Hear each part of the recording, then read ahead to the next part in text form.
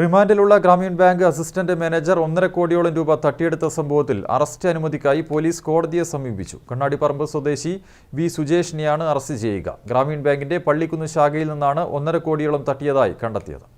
ഗ്രാമീൺ ബാങ്കിന്റെ പള്ളിക്കുന്ന് ശാഖയിൽ നിന്ന് 1.5 കോടിയോളം രൂപ തട്ടിയെന്ന പരാതിയിൽ കണ്ണാടിപ്പറമ്പ് സ്വദേശിയായ വി സുജേഷിനെതിരായ അന്വേഷണ റിപ്പോർട്ടാണ് കണ്ണൂർ ടൗൺ പോലീസ് കോടതിയിൽ ഹാജരാക്കിയത്.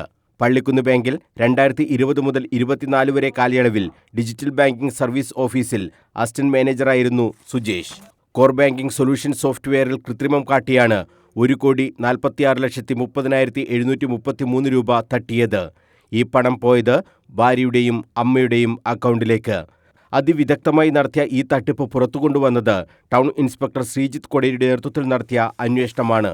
ഗ്രാമീൺ ബാങ്കിന്റെ താഴെച്ചുവ ബ്രാഞ്ചിൽ അസിസ്റ്റന്റ് മാനേജറായിരിക്കെ സ്വർണ്ണപ്പണയം മോഷ്ടിച്ച് സ്വകാര്യ ധനകാര്യ സ്ഥാപനത്തിൽ പണയം വെച്ച് 60 ലക്ഷത്തോളം രൂപ തട്ടിയതിന് സുജേഷ് നിലവിൽ റിമാൻഡിലാണ്. ഈ സാഹചര്യത്തിലാണ് അറസ്റ്റിന് കോടതിയുടെ അനുമതി തേടിയത്. അനുമതി ലഭിച്ചാൽ ജയിലിൽ എത്തി പ്രതിയുടെ അറസ്റ്റ് രേഖപ്പെടുത്തും. തുടർന്ന് വീണ്ടും പ്രതിയെ കസ്റ്റഡിയിൽ വാങ്ങി ചോദ്യം ചെയ്യുമെന്നും പോലീസ് അറിയിച്ചു. News bureau, Kannur.